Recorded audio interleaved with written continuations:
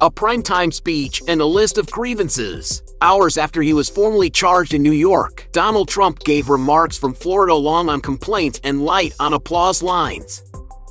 Former President Donald J. Trump, speaking at his Florida resort at Mar-a-Lago on Tuesday evening hours after his arraignment in New York, cast the case against him as unfair and politically motivated in an unusually short 21-minute speech that focused as much on other grievances and investigations.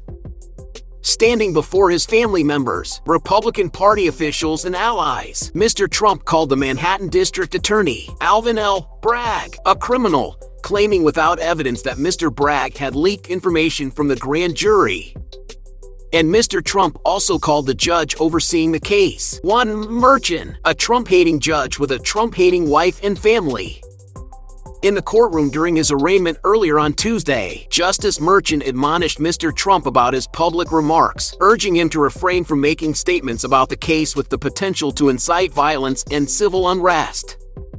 In his speech, which was carried live by CNN and Fox News, Mr. Trump spent much of his time airing other perceived wrongs against him. He renewed his criticisms of the FBI's search of Mar-a-Lago in August, the New York Attorney General's civil investigation into him and his family's business dealings, and the open case in Georgia about his meddling in the 2020 election there. "This is a persecution, not an investigation," he said of the New York Attorney General's case. Anticipation for Mr. Trump's remarks had been building all day as cable networks and national media outlets delivered minute-by-minute updates. The former president, meanwhile, declined to speak with reporters in New York and instead saved his remarks for a primetime address back home in Florida. But Mr. Trump seemed to squander his opportunity with a speech that was long on complaints and light on applause lines. Inside the ballroom, the biggest cheer of the night was when he ended his speech by repeating his 2016 campaign motto. His remarks amount to a strategy that has become commonplace for Mr. Trump, blurring the lines between his court battles and political opponents to sway public opinion over his arrest while ginning up enthusiasm and campaign contributions from supporters.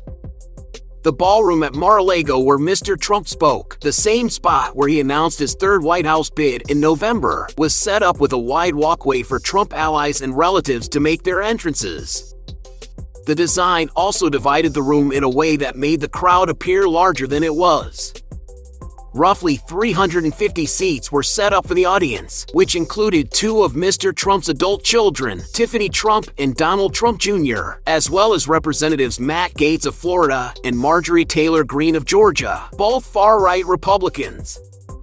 The former president spoke roughly 7 hours after he left the Manhattan courthouse, where he pleaded not guilty to 34 felony charges that prosecutors brought against him over his role in coordinating hush money payments to a porn star.